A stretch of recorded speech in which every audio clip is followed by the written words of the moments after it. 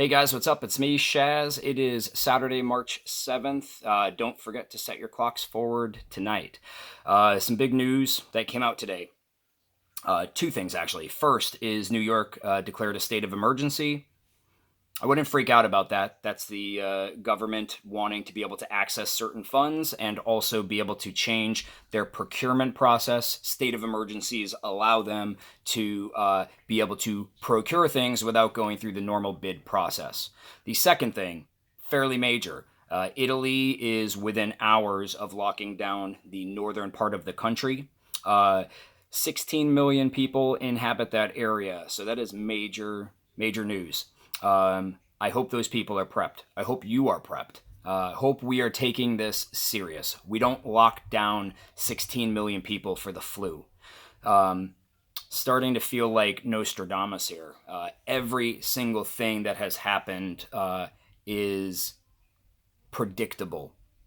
Sort of like looking up into the sky at night and seeing the light from the stars. What we're looking at is actually light which originated thousands or millions of years ago, light years. What we're looking at now is a snapshot of what happened 2, 3, 4 weeks ago. But because of the incubation period, people don't develop symptoms until potentially weeks later. So what we're seeing now is actually the past. And our government is weeks behind staying on top of this. So, something to keep in mind. Another bit of what I would consider major news is the Australian National University came out with a study. I think it was published on Yahoo News on Wednesday. And in this study, they ran 7 different disease models, a best case scenario, a worst case scenario. The best case scenario, this is the best case scenario, resulted in 15 million deaths. It also resulted in a $2.4 trillion loss to the global GDP, but 15 million deaths. And you're not hearing that on any mainstream media, not even really seeing that on the Twitterverse.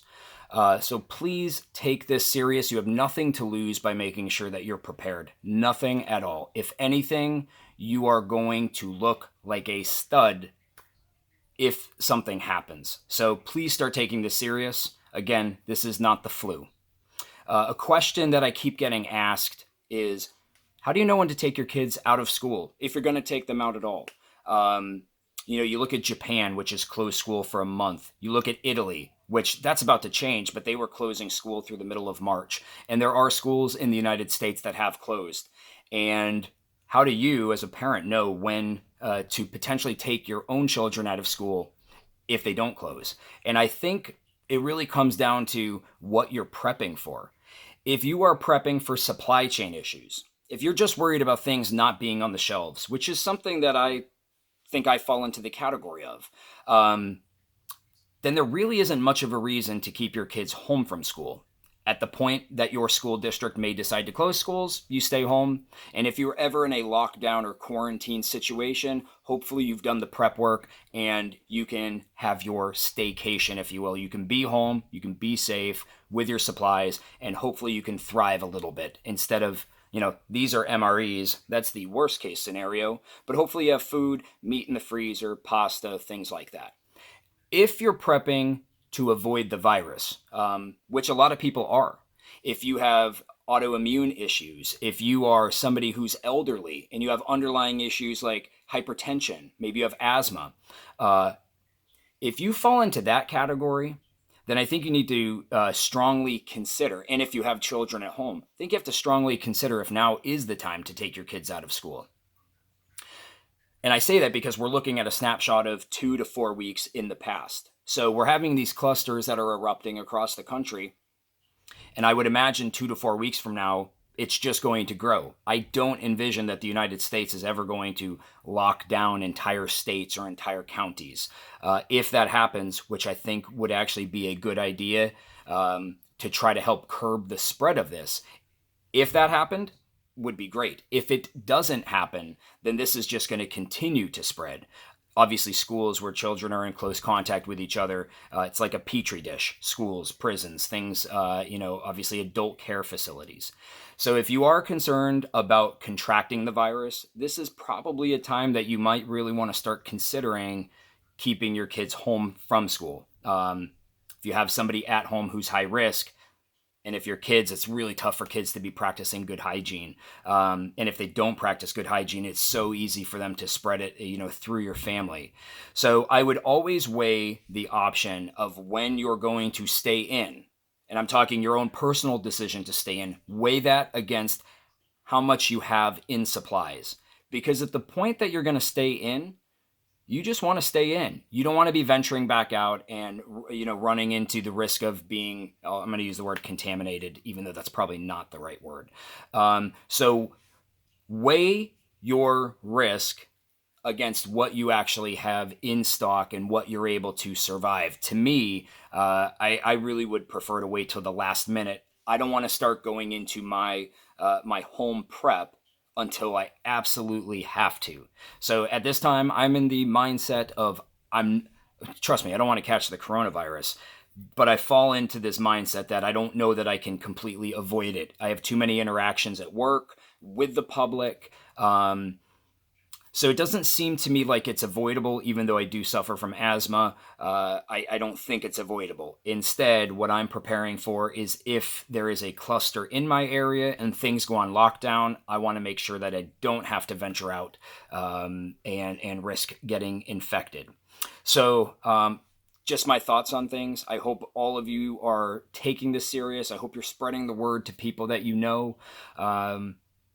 I don't know. It just doesn't look awesome out there right now. I don't want to be a fear monger by any means, but every day I'm just hoping that there's some bit of news that gives me hope. I'm not seeing a ton of hope right now with the situation. I don't think it's a world-ending catastrophe, but I notice that there's a lot of wordsmithing going on. Be on the lookout for this. I actually made a note of this. Months ago, if you heard about the coronavirus on the news, this was what we're all calling a nothing burger. No risk, low risk. It was almost laughable if you talked about the coronavirus. And as things have started to pop up in the United States, it went from, oh, we're at no risk, to, oh, we're at low risk, to, we're at low risk if you are not an elderly person with an underlying condition, to, yesterday I saw on CNN that people over the age of 60 should really reconsider